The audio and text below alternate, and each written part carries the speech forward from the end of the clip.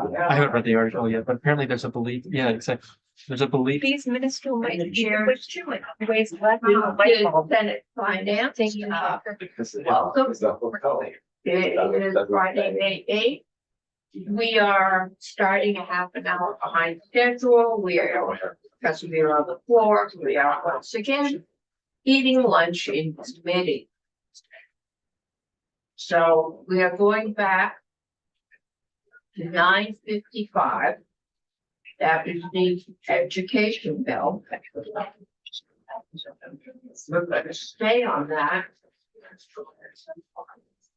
And in the end, I would like to vote out 578, which was the animal cruelty bill. That really asked for a small technical amendment on it. So. John. Probably not. Yeah.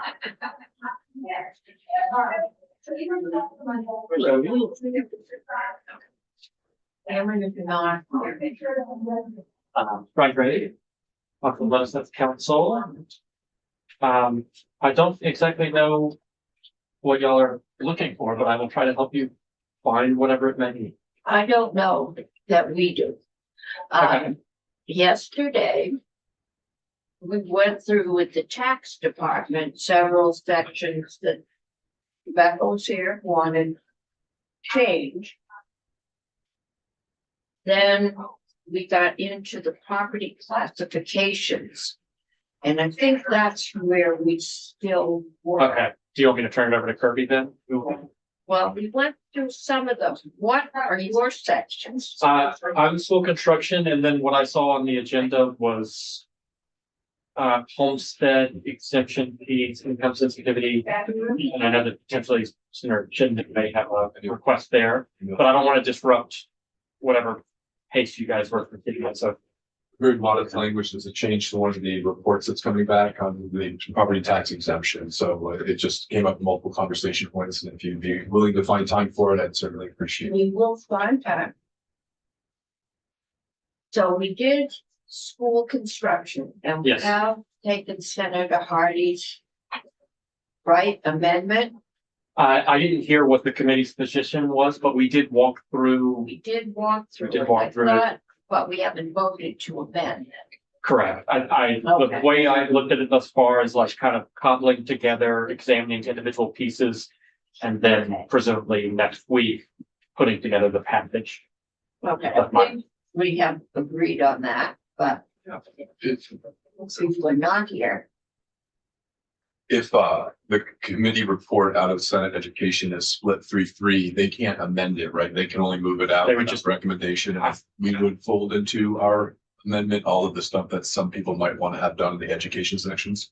I think that is correct. I don't know definitively, but I think when you're moving, you're not recommending any particular action. You're just moving. Thank you. so they're just moving it. Well, we don't know. It could be that there's the plan thus far has been that it would move out of Senate Ed this afternoon, and there Yeah. could be a affirmative vote to move on an amendment, or there could be this alternative path. I'm not sure. Okay, and then we get it. Yep. We could do the same. Everyone could do No, this. The chambers could not. take no action. But Bill is serious Yeah. now. The governor's right on that one. We need to do the work. If it doesn't meet with timetables, so be it. All right. So. Let's.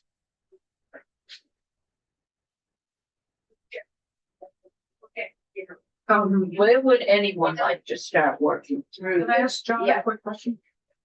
So it seemed as though the other day when you and Senator Hardy took us through the school construction bit piece of it wasn't fully fleshed out. Have you worked on it again since then?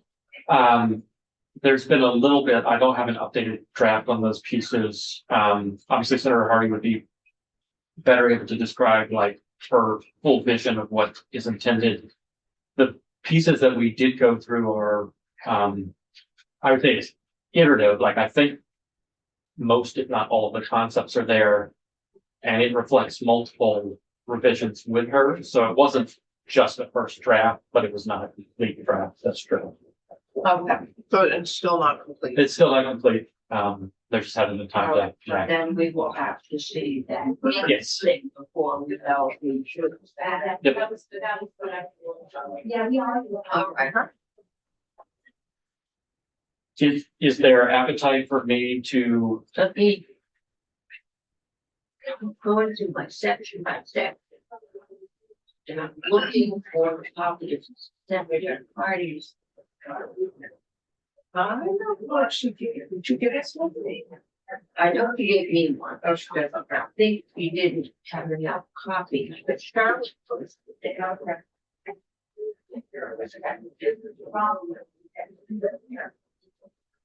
In the meantime, I'm gonna run this upstairs. Alrighty, now that Randy's here.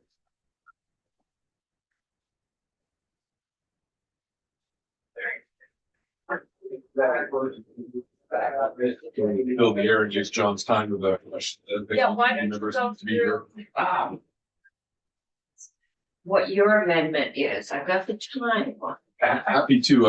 I worry that without more committee members here, we'd have to go over it again. Do you mind if I bend his ear? No, we vote, Okay. they're not here too bad. Do you want to bring? sure, I just sent to Charlotte for posting and I can also follow up. And every time I try to, would you mind walking through where these changes came from? Or would you like me to present it? It's helpful if you see it just where they live. Yeah. So this is generally concerns about that comprehensive discussion we had last year regarding the blue wave, I think we called it, not in the political sense, but in how we would switch from our current property tax credit system to a property tax exemption. And how and no matter how we do it, when we smooth that curve, there are going to be people that are currently benefiting from the cliffs that will benefit less. And with the language that we had in Act 73 that is studying this multiple times in conversations with Senator Robbinsdale, as well as others, that language could be expounded upon to just address more clearly how that weighing, how that income sensitization could be better understood in the context of the second home tax and otherwise. So this is language to just further solidify and build on the good work of Act 73 regarding the transition to the property tax. What we haven't done is go through how that Sure, I think that's. that chart, that is one section, that is Kirby's area. though, So right? the homestead exemption is me. Okay. There's kind of two things here, and I'm happy to pull up some docs to try to orient. One is that Act 73 is where the structure was set. So Right. that's something that was enacted last year, came from this committee. And the piece that Senator Chipman is speaking to is that additional to the homestead exemption structure that is contingently effective, much like everything else, the foundation formed in the bill. Up and down. There is a report to come back from the Department of Taxes under Act 73 that would be due the end of this year. There's a proposal on H 955 to push that report back. And it's a report on an alternative homestead exemption structure. So the question is, you want to say the high level question. The high level question is how to deal with income sensitivity. Act 73 took a position on this, and I think some of the questions that are raised are just, there's always an edge, Yeah. right? There's always a final person who receives the benefit and then someone who doesn't. There's So how always gonna be a winner Exactly. and loser. So how best to deal with that? And I can pull up, Senator Chipman's proposed language, if that's helpful. Is it on our website? I think it is, It is. Under your job. It's not meant to alter or change fundamentally what was the study report was in Act 73, just to further amplify some of the concerns we've raised. And where would it fit in the bill? so there actually is an existing section of the bill that already amends this section, section 84. Currently, it's just a the current piece in 955 is just to kick back the due date for that report with the extended timeline, pushes it back to 2028. So this amendment would maintain, it would align with that date change, but it would add some new pieces to the report, basically. Okay. Was 84, that 82. think it's 84, that is me. Not just, I've got 82, 83, and 85. Oh, because what you're looking at is Senator Hardy's proposal, I think. And Senator, No, this is my copy of the bill, 955. Oh, okay. Passed by the House. so they didn't touch this section is presumably why you. Oh, wait, I found 83. Okay. It's like one. Okay. Set out a little differently, okay.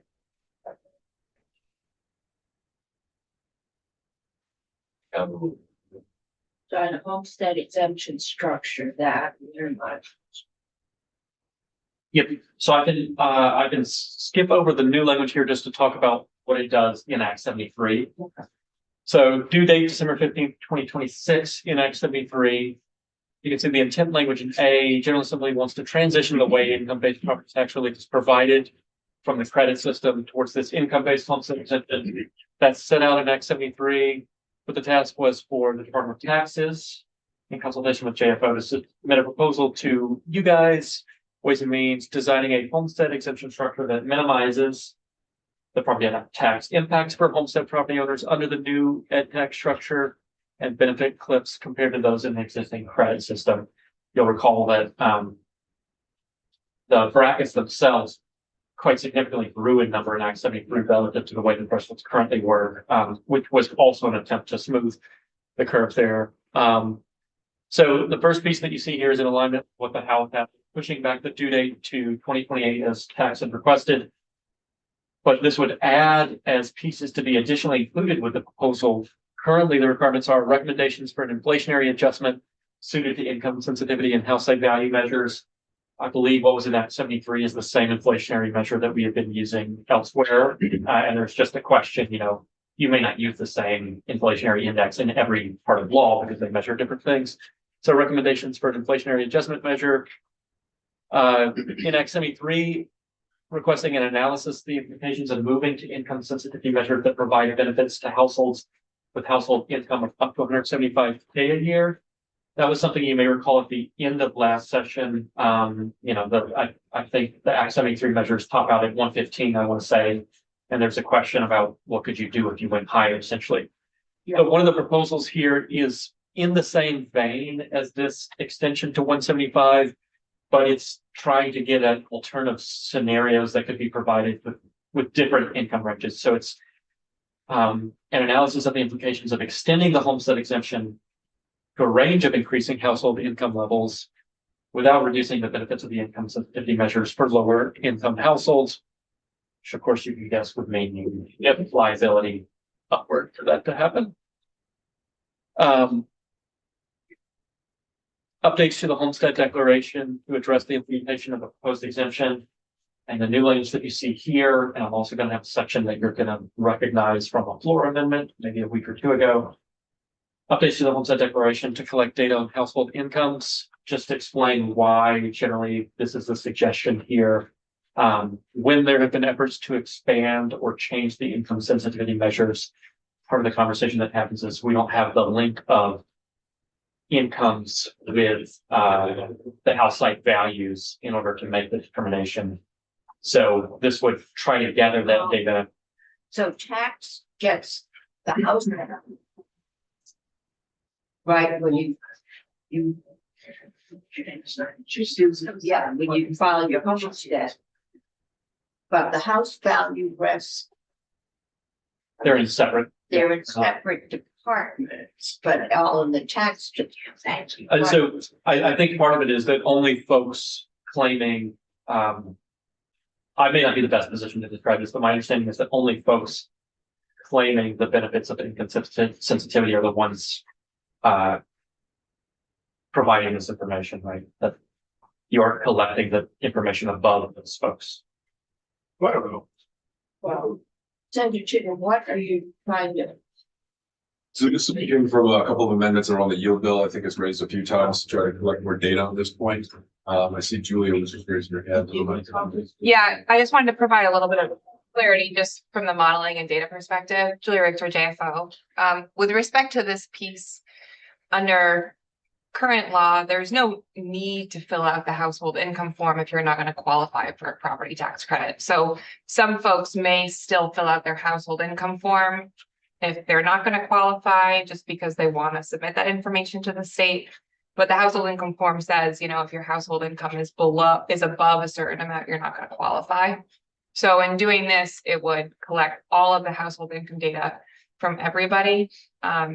You'll recall that there have been times where the committee has wanted to explore if the property tax credit parameters were to shift, right? Like, what if we wanted to make it, instead of a 90,000, we wanted to make it 150,000 for the property tax credit?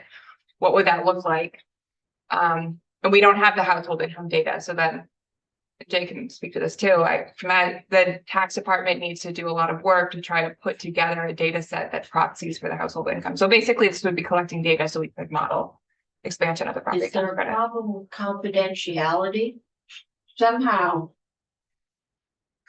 So it's because, if you have a homestead yeah, and you need to file your homestead declaration, so you pay the homestead rate, right? For this year, if your household income is below 115,000, you will file your household income, because then you will maybe be eligible to receive a property tax credit. So you put that in. If your household income is above 115,000, there is no reason for you as a household to file your income, because you're not going to receive a property tax credit. So most households don't do that. So what we end up with is a data set that has all of the household income, or almost all of the household income, for households below 115,000, whatever that break-even point is, and very, very, very limited data for households above 150,000, meaning that the modeling can't really do as good of a job of looking above that household income. okay, but if I am given all the present verbiage about taxing the rich, I might feel somewhat uncomfortable putting on my property tax form what my household income is. I mean, Who would get to say? can we compel people to? I didn't think so. Yeah, I mean, I think that's a policy choice, right? In order to receive the property tax credit, you need to file your household income. Okay, but if my income is probably anywhere over 100,000, Finally, here, would it then become public information, or is it still, okay, so it's the sounds tax, yeah. Jake Feldman, Tax Department. I think there's a bunch of issues, and I'm just now seeing this, so I can't say that I know them all. First one, how can you ask somebody to fill out an extremely complicated form when it has no bearing on anything? So, there's some risk. There's a lot of risk to using tax forms as survey tools. We've testified about that in a lot of other contexts. So, we have 110 or 100,000 or so people filling out the household income form, which is possibly the most complicated part of doing all of your taxes, and to ask the other 100,000 to do it when it has no effect on their taxes seems problematic. For the tax department to create this data, takes me, half a day to do it. So, the choice is either like me working half a day or 100,000 people working hours to fill out the household income form. It doesn't count for anything. Can I ask Jake a question? yeah. That's great. That's Jake. I'm curious. So how can you just explain how you do it? Because it is a little bit different. I mean, I'm assuming you take income tax data and make some assumptions about households, and so can you Sure. briefly how Happy you're to. doing it? And we just did it the other day, actually. But So on homestead declaration, you have, primary and spouse. You basically just look over to income tax returns and pull in AGI. AGI is a reasonably good proxy for household income for most people. So that's the extent of it. It's not that bad. It gets a little bit harder if you are trying to, like, if a household has another adult member who shows up on household income form, then it gets a little bit more complicated. But that's not a lot of money there. But and that Like if your mom is living with you or your 20-year-old or both. So when you were doing that analysis for us, you and JFO Julia were doing that analysis with the blue moving all over the place last year. This is that what you were using was this data that you're or not. it's the blue and the. You want to answer this? one? Sure. So the analysis last year, the homestead exemption analysis was not using this expanded file that Jake is talking about. Okay. Because the file was not created last year Oh. to do that modeling. You hadn't yet done a half a day doing it. And so we were doing that modeling based off of the data set that was available, which was up to the 115,000. Okay, and that's part of the reason why we asked you guys to do this report was because we couldn't see a bigger analysis because the data didn't exist yet. Okay. Right. I think there was an interest to look at going to 175. Yeah, And so that we can get a very accurate picture of going to 175 just by doing what I said. yeah. And I think the 175, my recollection is the reason why we landed there is because that's where a lot of the property tax credits phase out. We went, because you like the child tax credit goes up to phases out from 125 to 175. And there are other tax credits to do the same thing. So that was my recollection as to why we asked you to do it up to 175 in this report. So the reason why this came up is with the 175 language, I don't know if that language was clear enough to address the very relevant concern, if you remember this, right in the middle. So the middle income individuals at the lower end, they are going to see with the current property tax exemption shift, the property taxes go up because the cliff goes away. We can bring that visual up again if you want to see it. So this language, I thought we had it wrapped it down so there wasn't a huge cliff. That's what we worked at.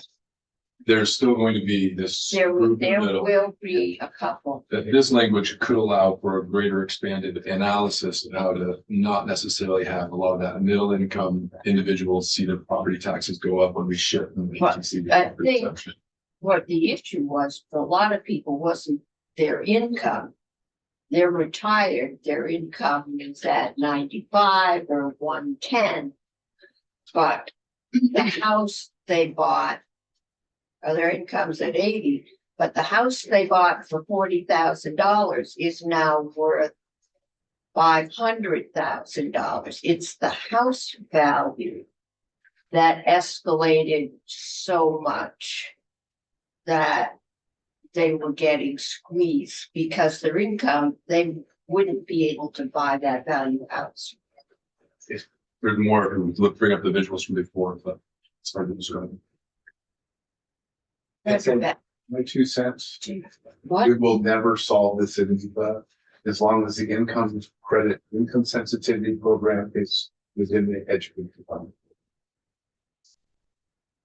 Where would you put it? general fund. It will just never solve this in the education fund. It just, the more you pile in there, the more the property tax go up. Then the more you have to compensate people, and it just, The plan is that this is going to be paid for with the second homes tax right now. yes. So it will be coming out of the education fund,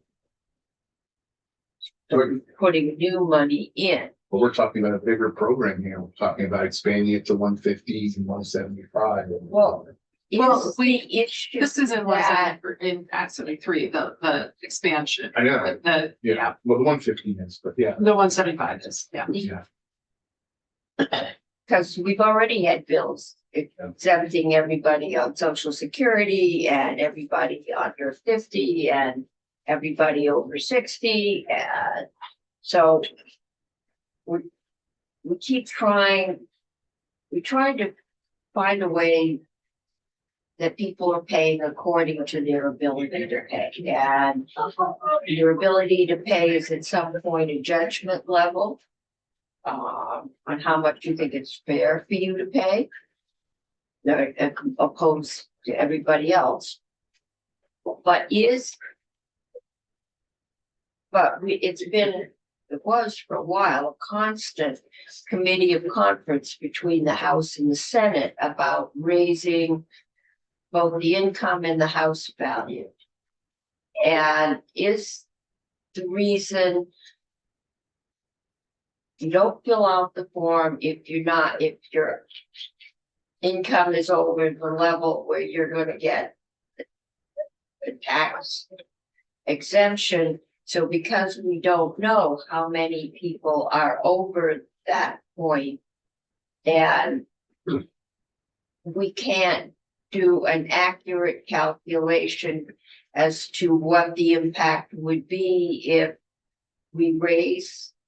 Is that the problem we're trying to solve? We need to know how many households are above that level in order to calculate what it would cost to go to that level. So I can't speak to the problem that is trying to be solved.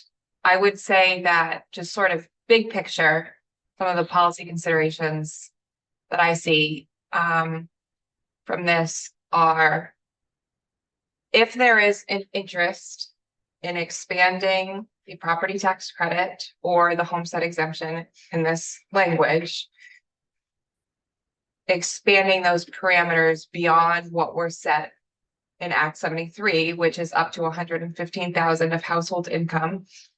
And then those household income brackets increased by inflation. There's an interest of expanding that. Act 73 charged tax to come back to you with a study about expanding that to 175. The question that this language, I think, is contemplating or is getting at is, one piece of it is, what data do you all consider to be sufficient for making those calculations, right? As Jake talked about, tax can put together a data set that uses AGI as a proxy for household income. Household income is not AGI. So it's not going to be perfectly capturing the space that we are, or tax is looking into, or I'm looking into for the purpose of this committee. That's a choice. The legal implications of doing that is way outside of my bailiwick, but I think that's one of the big choices. And then the other piece gets into, if you want to look into amending this report that tax is coming back to you with regarding the homestead exemption and how it could or could not be constructed. Okay, Senator Chittenden, with this amendment, what I think the are second, you trying Yeah, to solve? so the second half, I don't necessarily think is necessary. So that's the declaration of homestead based on what Jake just said. I feel like it can generate it through his efforts. But if you look at the first instance of change, which is at the bottom of page 1. Yeah, you have to Get the screen again. I don't see this as harming or altering the focus, but instead on targeting just 175,000. That's somewhat of an arbitrary number too, but instead looking at extending the homestead exemption to a range of it, if you keep scrolling down, Yep. a range of increasing household incomes would be a way to just broaden this scope to not necessarily put a bookend at 175, but also to consider the current implications the transition. So I don't see this as harmful language. I see this as a way to just expand the analysis to also consider the entire spectrum of both household values and incomes for this property tax exemption. Okay. I guess what I'm struggling, and I'm gonna look at the tax, we've got one study there.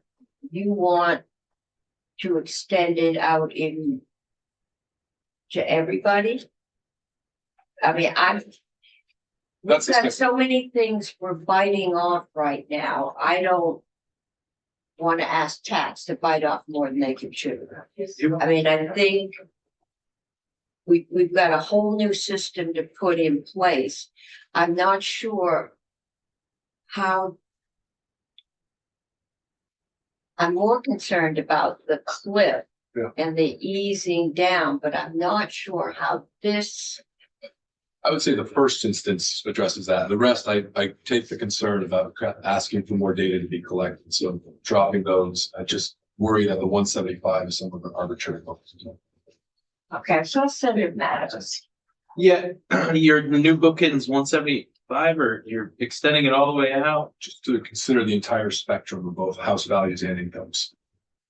So that's gonna get to a point of where there's really no benefit to having a credit if everyone gets the credit. Yeah. Exactly. Not to say that everyone's gonna get the credit, but just to look at the age to transition. This is starting to sound like something you hire a consultant to do. I feel like we talked about this last year. Yeah. There is no more money in the general fund. You do realize it brought me up short. That the education fund is as large as the general fund. The Yeah, it's bigger general fund this year, is not Yeah. sitting there with a huge amount of I excess totally money get in it. I totally get your point, Senator. All I'm saying is that to run the system in a way that makes sense.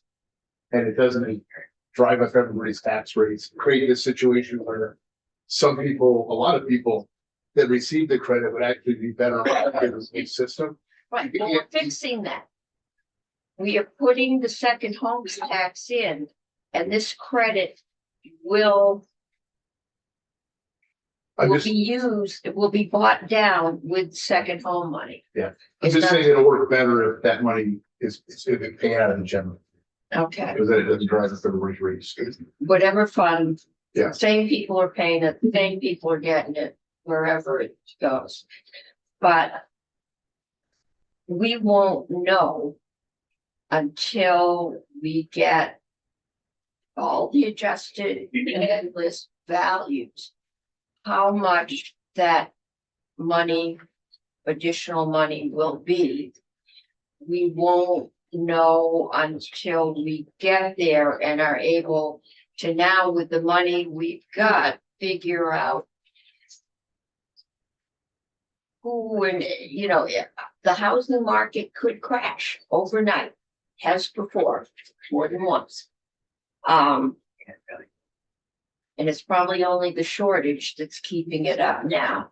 So even if I think we may be too early once we get the numbers for the second homes, once we know what the potential revenue is and the impact, then we can have the discussion of, do we have not enough money to cover what we've been doing? Do we have enough? Because we cut the second homes tax in using that, or do we extend? With the date pushed out to 28, which is in the original House bill too, that it has enough time spent on this conversation, trusting that the plan they will be able to consider.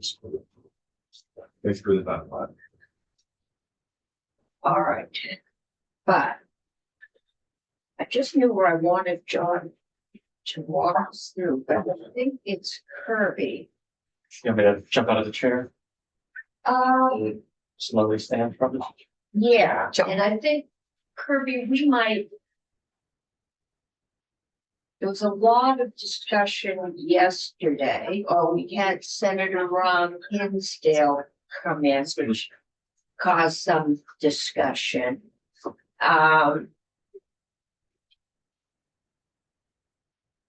And we have got, Cameron coming back. He is our counsel on landlord tenant.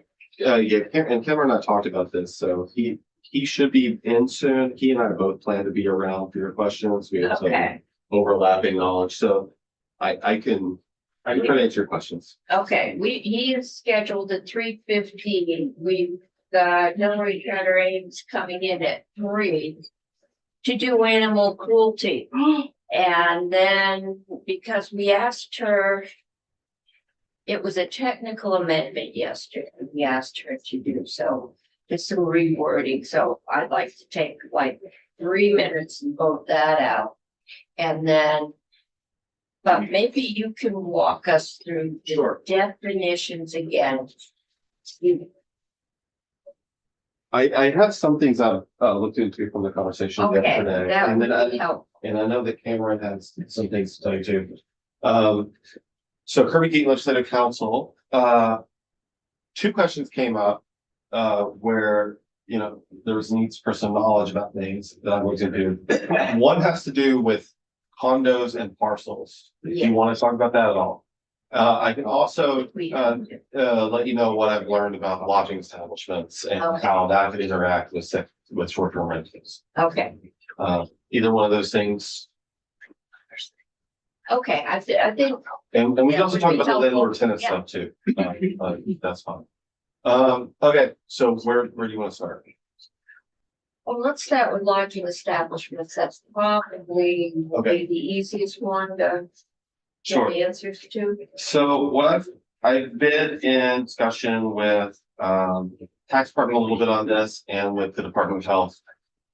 I've also looked around our office and it seems like this particular question doesn't land on squarely on anyone's plate because Cameron's handling short-term rentals, but Katie McGuinn handles lodging establishments, and so Okay. I just looked at Then this. this landlord tenant, so, Here's some things about lodging establishments to be aware of in ways that it could interact with the tax classifications. One, to get licensed with the Department of Health, or to be required to get a license with the Department of Health, an entity has to operate a lodging establishment with 3 or more units. Okay, that's one piece of it.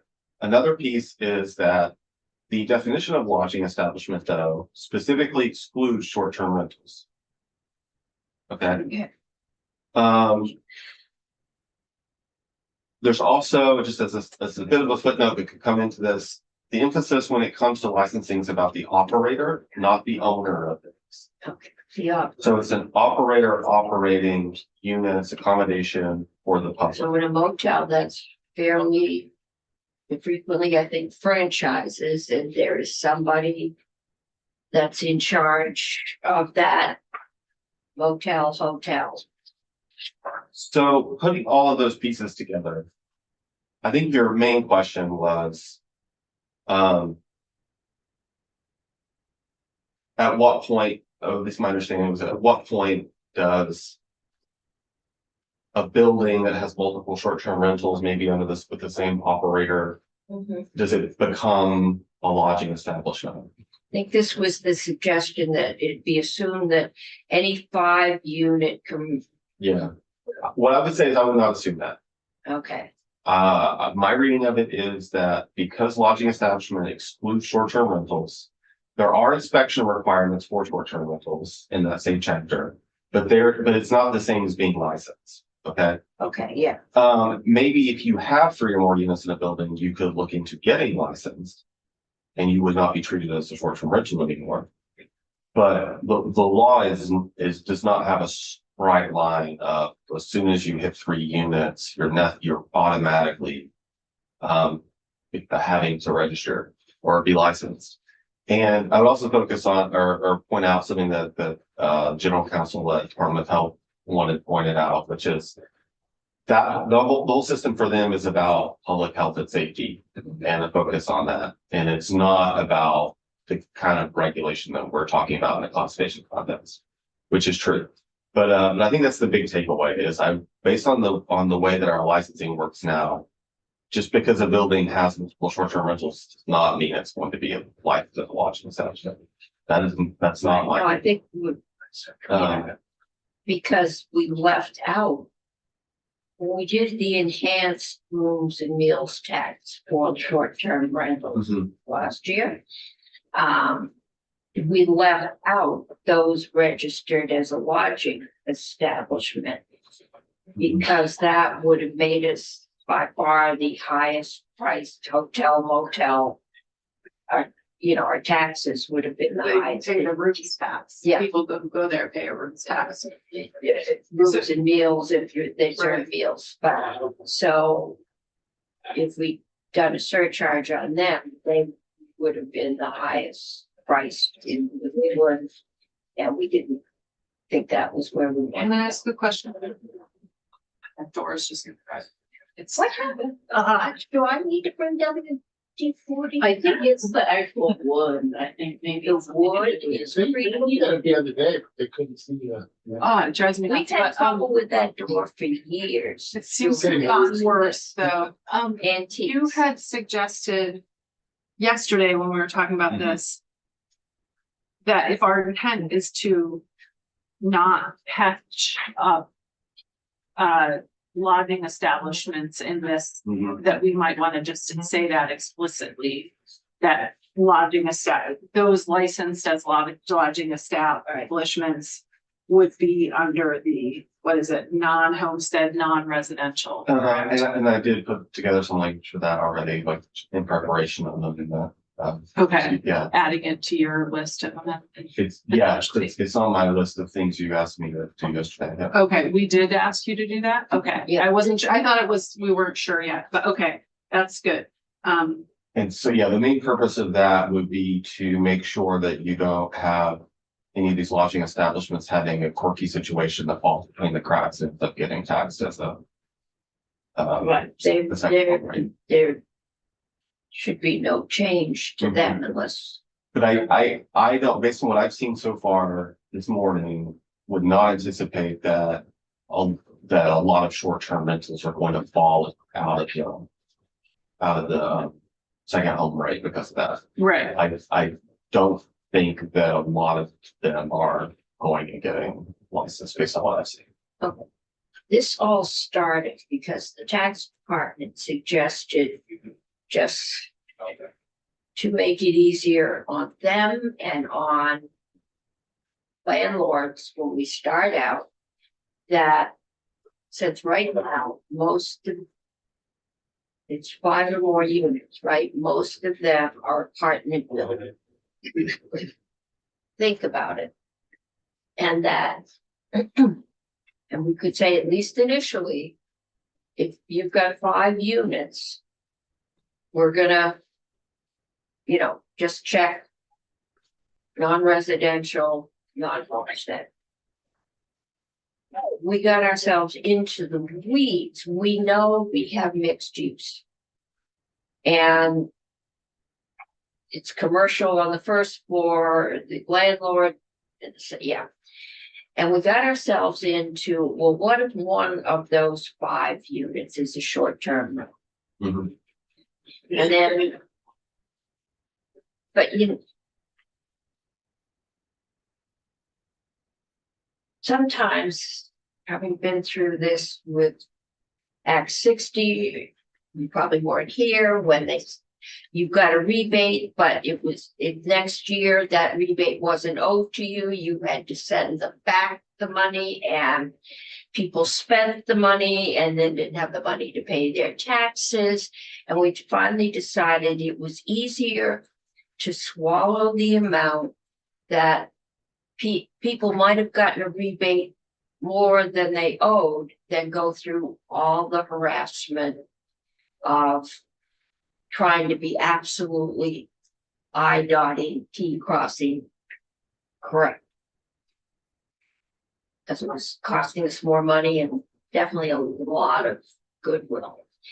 So this may be one of those areas. We may, for the sake of making the tax department not have to hire 5 more people or not start to get sick because they're working 15-hour days. Allow that and then monitor it as it goes. If we find out, because I know they read advertisements, at least they used to, on people advertising their home for rent on like whatever, and watching for those. At least that's what they told us when we were first looking at short-term rentals, that they did keep an eye on camps and places. And so that might be the thing to do right now, and then find out what's going on. I'm concerned about doing that. If you have a 5-unit building, you could have 4 units that are short-term rentals and just 1 unit that is a homestead. And that would be considered, if that's the case, if it's 4 of the 5, but the landlord lives in the 5th and they're filling out the form and they declare it as their homestead, then they're getting a big tax break on the other 4 units because they'll be But it's a considered non-homestead homestead. commercial right now, right? Landlord doesn't live in. That scenario would be the same as current law. Like if you did exempt the 5+, they would all, the other units they wouldn't be taxed as homestead, they would go down as non-homestead. Oh, they would. residential. Okay. Just under current law, it's done correctly. If they're done correctly, Mhm. the landlord would have to declare Yeah, that's. 80% of the building is non-homestead. Is that, yes? Yeah. Okay. So what is specifically that Rebecca was asking for? Can you explain it again, Jake? Maybe I'm confused. Sure, Jake Feldman, tax department. What Rebecca was asking for is, to kind of make the work of the tax department, but especially local officials, easier by ruling out, and I hate to introduce the word category here, but in the grand list, towns put properties in the 15 different categories.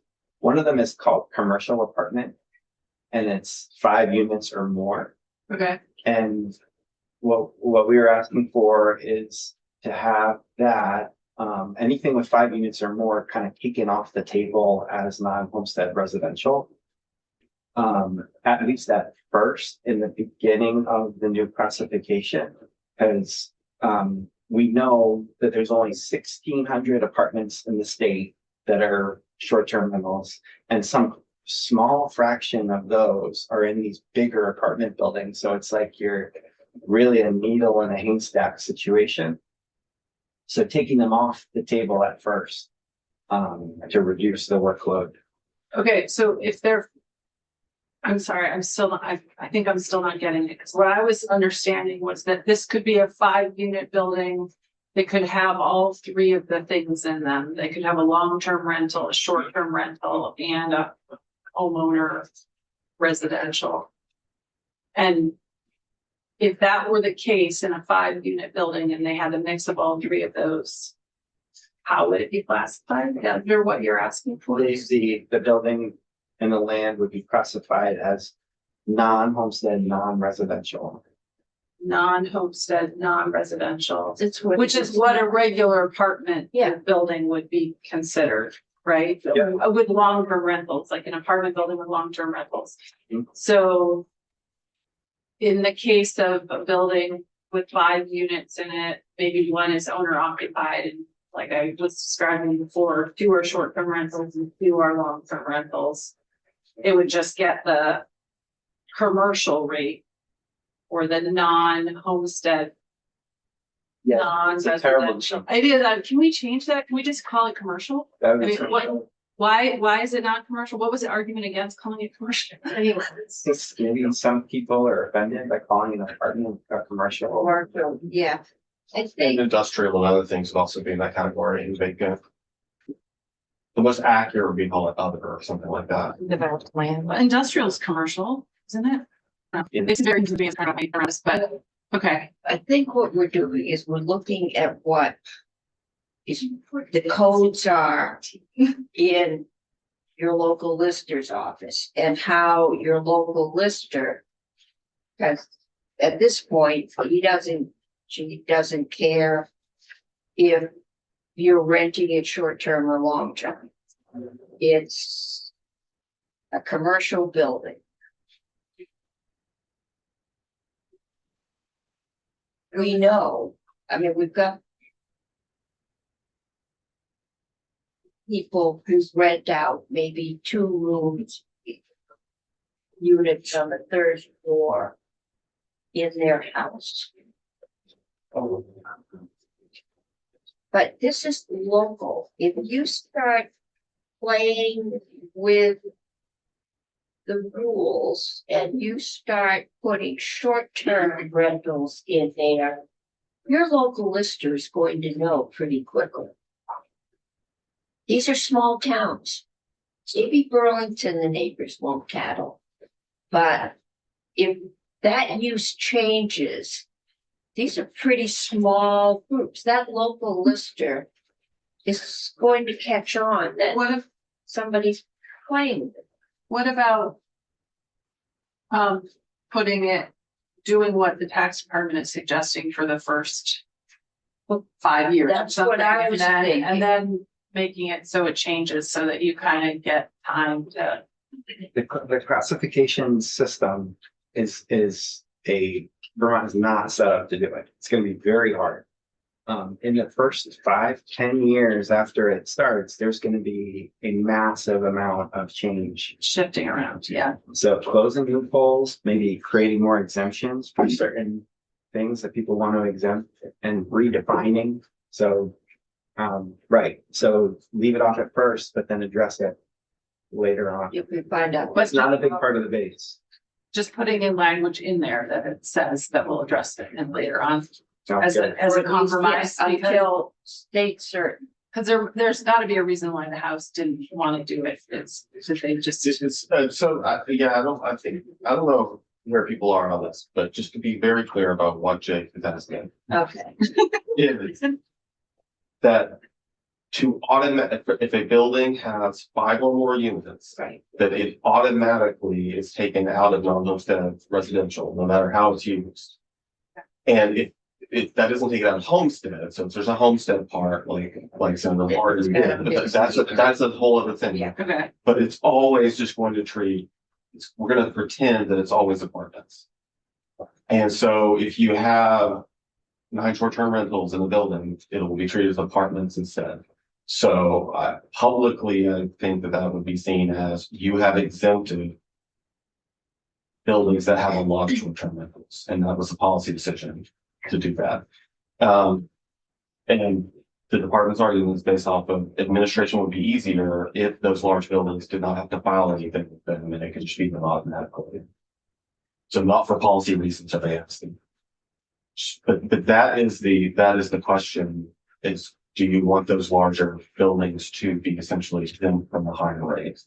If we may in Burlington, Well, they're banned in Burlington. they're banned in Burlington. short-term rental. Has to be owner. Unless it's It in. has to be owner occupied, so we will pick them up that way. There may be other There's a lot Yes. of probably. We have 24 seconds over. Yeah, I can. Okay, Go. I think- You know, we don't have to talk about condos. It came up, but nothing. they were very Earth-shattering. clear that dwelling included condos. Condos, the short version is that, most condos are going to go under the ground list as their own parcel with a portion of the value of the land assigned to it. The thing I would flag is that the classification system is built around the concept of parcels and how parcels are used when it comes to the mixed use questions that we've walked through and things like that, is it's looking at a parcel that's going on the parcel. We have a definition, the only definition of parcel we have is for the grand list. And I would say there's a difference between how it's defined on the grant list and how you might, if you consider having a span number as its own parcel. That is not the same definition as what the grant list definition. I would say there's some ambiguity right now about what a parcel means. But a lot of the condo discussion was centered on, does it have its own span, and let's call it its own parcel that way. And in the long run, whether legally having your own span number would be considered a parcel, I think is more of an open question. And it's just something to be aware of as this evolves and we're working on this issue. I think Okay. it's a pretty niche area, not a huge red flag, I would say, at this point. But we should probably be aware that, yes, this system is gonna be built around parcels. And do we all mean the same thing when we say parcel?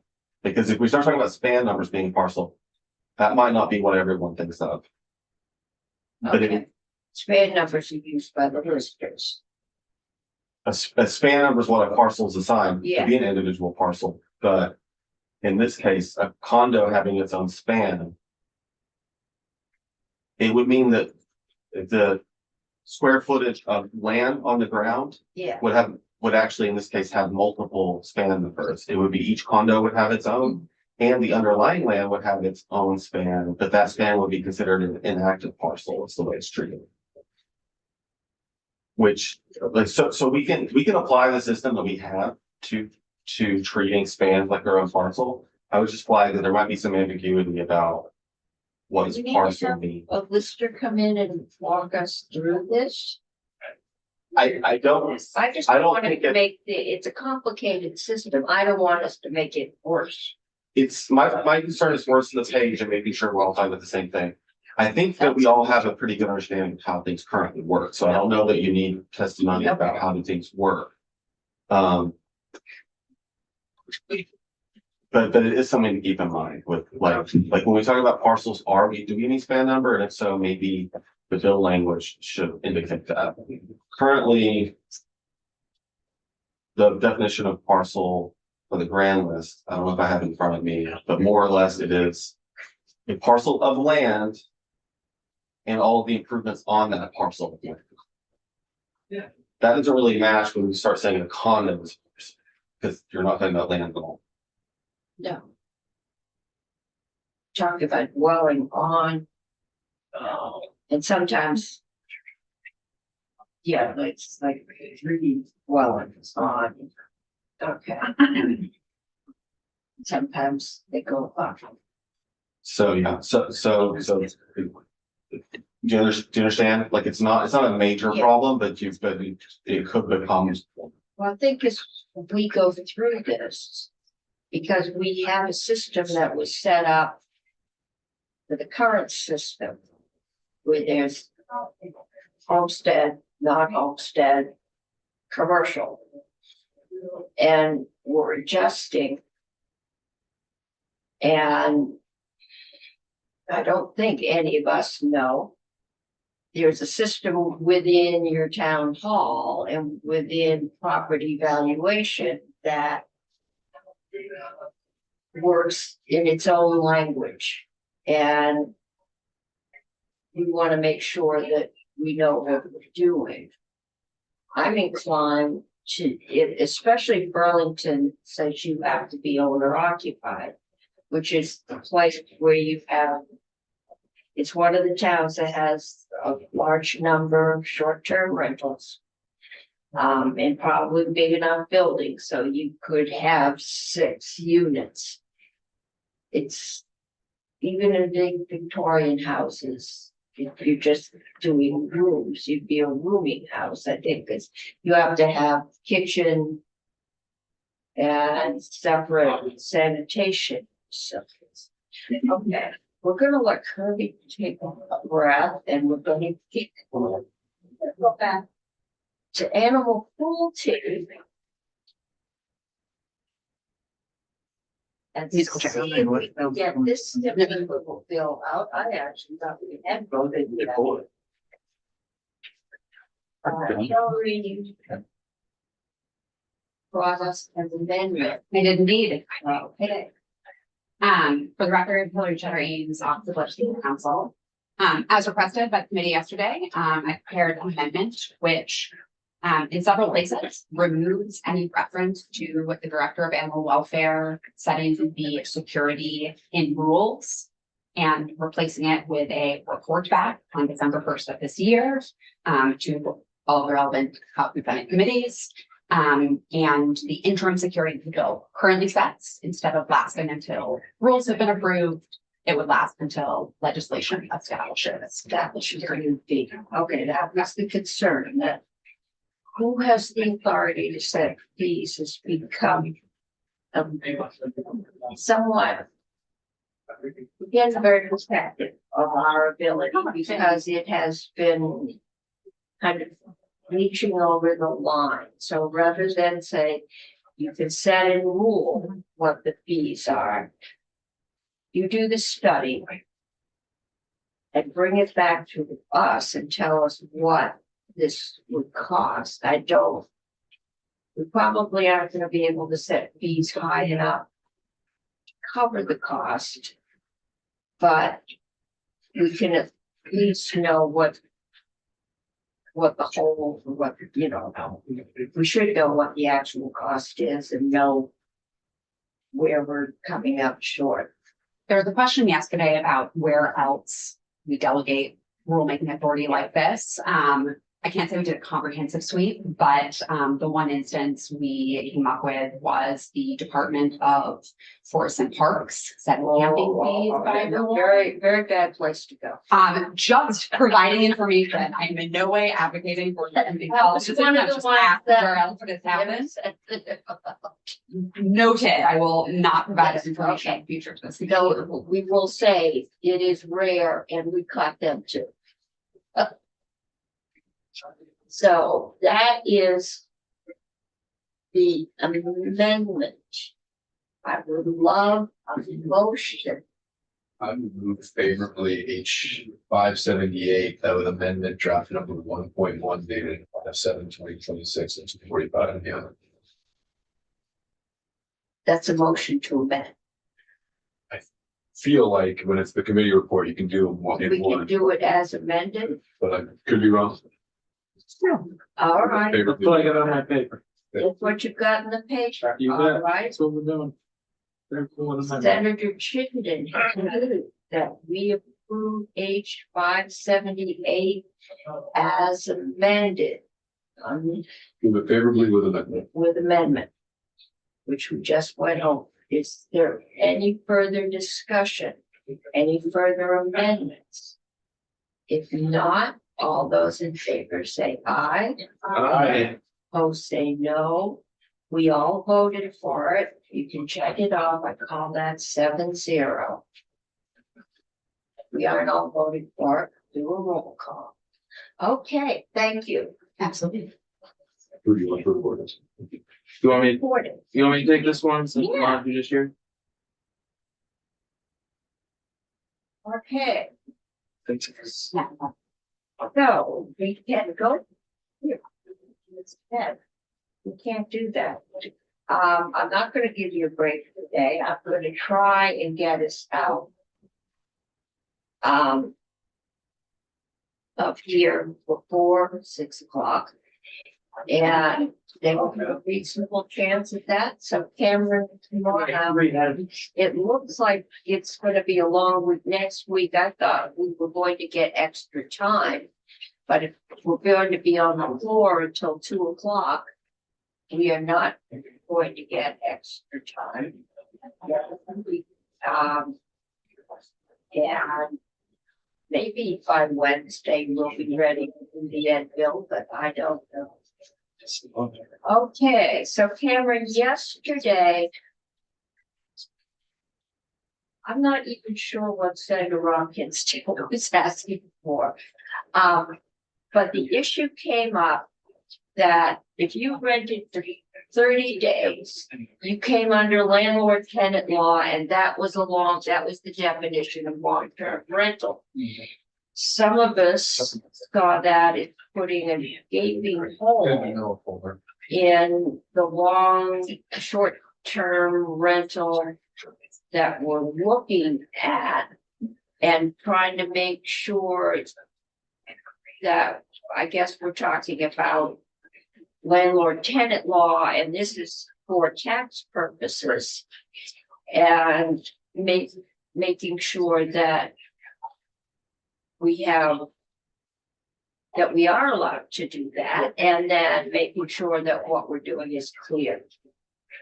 For the record, Cameron Wood, Office of Legislative Counsel, just make a quick comment that it appears that Senators Brock and Chittenden didn't get enough of landlord tenant this morning for 3 hours, so. Maybe you should just ask them.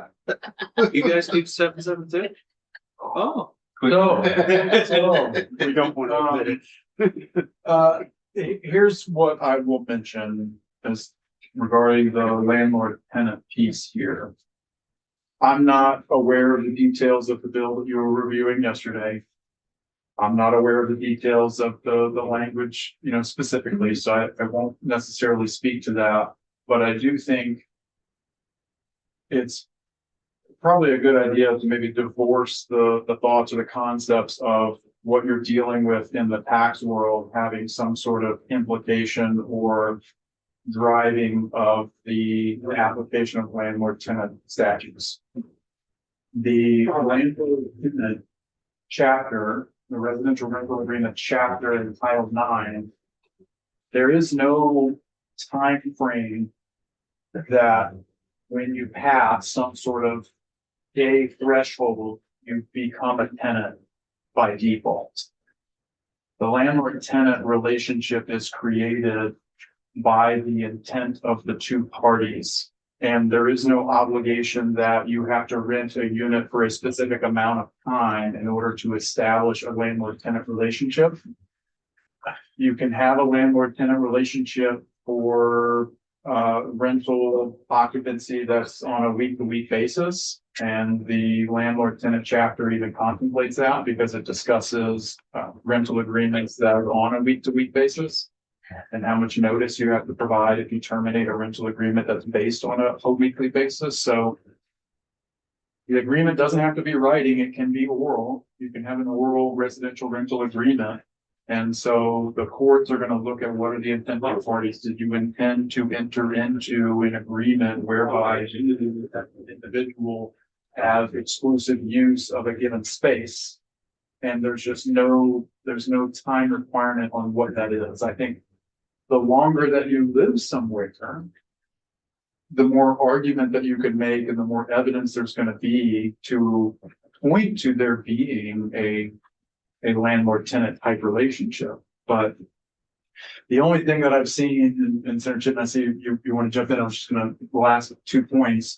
When you look at the residential rental agreement chapter, it specifically excludes transient occupancy in a hotel or other, I think the languages or other lodging that is subject to the meals and rooms tax.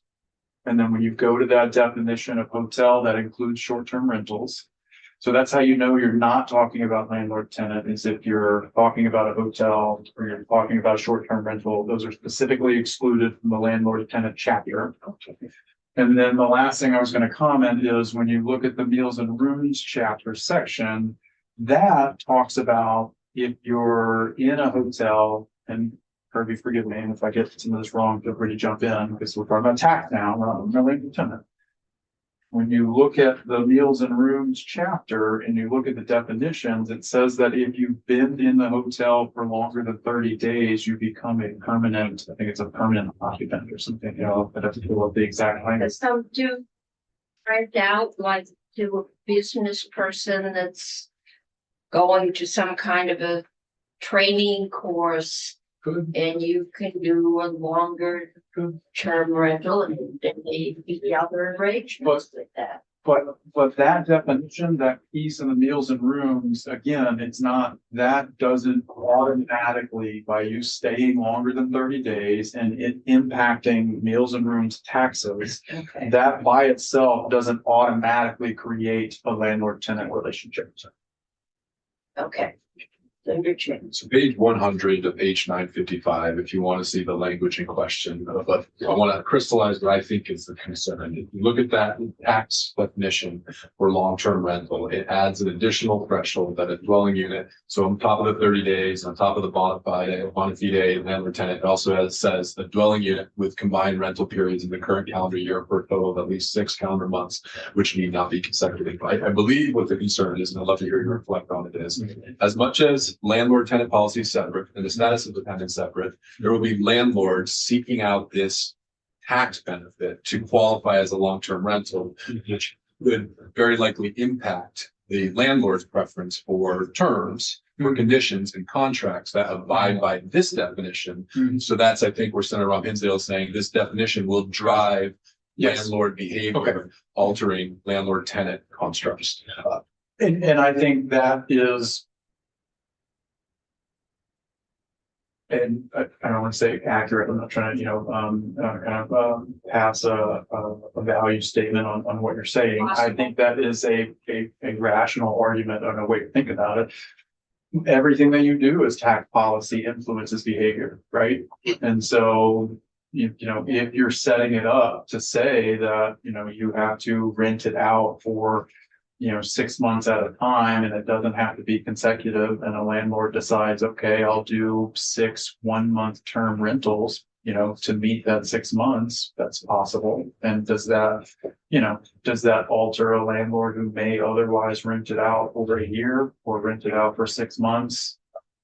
Yes, I could see that, but again, that's not altering anything in the landlord tenant relationship. It may be altering how an individual utilizes that property. What I just wanted to make clear is it's not going to alter the law around the landlord tenant relationship. There's tenant connection. And, yeah, people will change. I think most short-term rentals are not 4 months. They're Airbnb, it's 4 days, maybe it's a week or two, but it's not generally for a month or two. I think it's short term. I don't think we want to set it up so that you could, I think as we heard it yesterday, you could rent it to your best friend for a month in the summer, which that friend may or may not occupy it. And you could rent it to him for $6, and then you were a long-term rental and you weren't a second home, even though you own. To me, a second home is one on which that is not your primary residence. You are not filing unless you're earning money here. We get into, if you're really honest and you came up with a great business deal online, you owe taxes to Vermont. But generally, if you're up here skiing, you're not filing an income tax with the state of Vermont. You're not.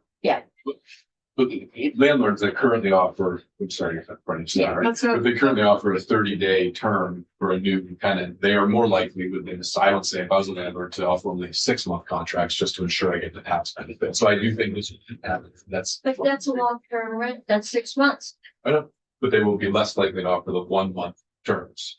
Because Okay, well, I think it's that 6 times, they would qualify in this.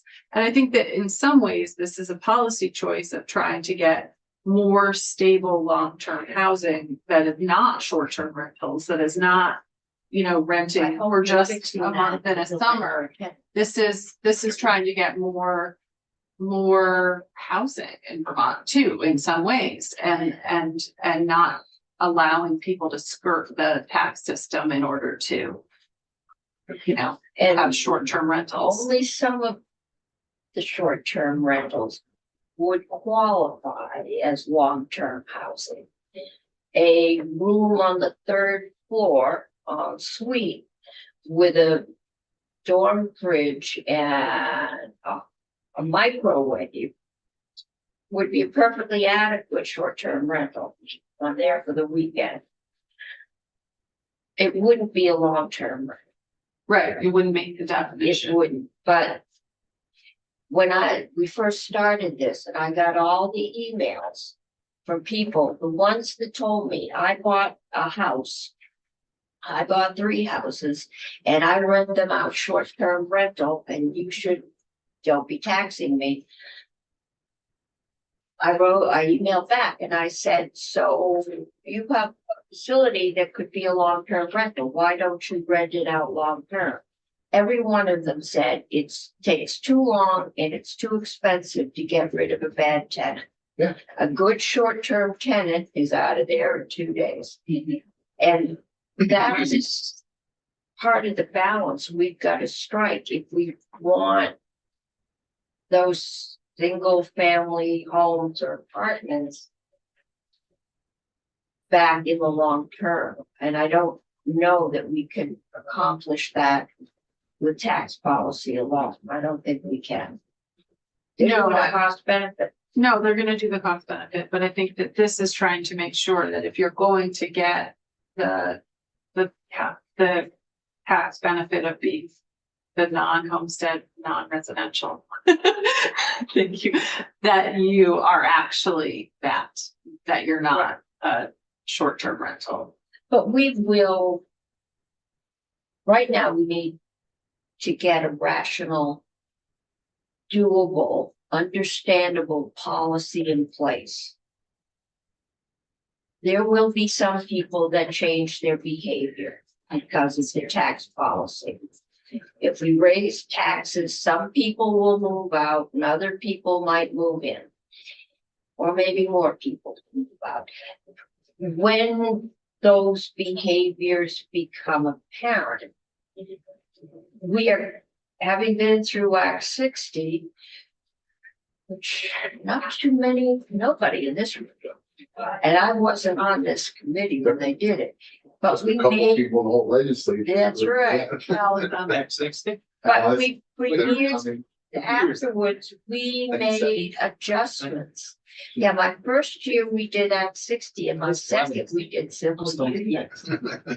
So I'll say what I said yesterday. We've got 4 years to adjust this, so I'm fine with just moving on. But I will say the language in this current configuration, if a landlord that's trying to do long-term rentals only rented it for 5 months out of the year, and then the other 7 either couldn't find a tenant or otherwise it was just vacant, maybe they were updating it, I think they wouldn't meet this criteria. So maybe it's just that if they only rent for at least 30-day increments, full stop, not allowing for short terms after that, anything shorter than 30 days. Maybe that would address it around Hinsdale's concerns, but we have the next biennium. People will have the next biennium to figure that out. Yeah, I mean, to say if it's available for rent, Yeah. but But with the this, vacancy rate, unless you're pricing your rent at $6,000 a month for a standard apartment, I mean, you can manage to not get it rented. But if you're renovating it, it's not available for rent. I think this will be fixed over time as the tax department comes back to us with circumstances and concerns. And if you're renovating it and it's not available for rent, if it's just it's still a commercial property, right? Yeah. I mean, it still would be. So, yeah, so a few things to like unpack. I think the assumption, if you're a landlord and you have a unit for long-term rent and that's your business, right? That you have an incentive to maximize how much you have a tenant in there. Yeah. Right? Like that's the more that it's occupied the tenant, the more. So that is the presumed incentive behind this. So the 30-day period is to get at leases for long-term rents that are typical. And the 6-month period is to make sure there's not too many gaps between those 30-day periods. With the presumption that you are going to try to maximize how much you have a tenant in there, if that's truly what your business is to have long-term renters. 6 months is, so 6 months means that you could have a 5-month gap for renovations or whatever. With the current rental market, we know that statewide, there's like a 2% vacancy rate or something, like it's like not a problem to get tenants in there and if you're motivated to get tenants in there. Those are the presumptions behind it. I think when it goes to landlord tenant law, when we were first drafting this many months ago, my thought was this affects landlord tenant law and not in like just by the way, everything Karen said, absolutely wonderful. It would indirectly, it would not direct the effect landlord tenant law at all. It's because it's property tax law. But indirectly, how might it influence landlord behavior would be the 30-day period part of it, which is not the emphasis of your conversation, because everyone's been saying, oh, 30 days is good. Well, it means that the landlord behavior could change so that leases at 30 days are a very high priority because you need that in order to qualify for classifications as opposed to say 14 days or something like that. So I think that is the area here where landlord behavior would be effective. But the motivation to have a tenant in there as much as possible, which it would be more than 6 months. Yeah. I don't think that would be affected so much or at least that's been my thought working on it. We got 4 years, so. I mean, generally landlords want long-term, stable, Good tenants. good tenants You who get pay good their rent. tenants. Once they get them in there, they want them to stay, so. Yeah. They're not gonna just keep, turning it over with 30-day, rents if they can have a stable client in there. Tenant there. Unless they're getting much higher rate for that 30-day period than they would otherwise. And they're in an area where that kind of turnover in fact occurs. So providing lodging, for example, for medical professionals who travel. They have a property manager and deal with all that stuff. Yeah. And the rent pays for it. All the headaches. You guys want to belabor this point for another half an hour? No, I think, Let's be I done think with this this. committee has reached its breaking point. Yeah. I think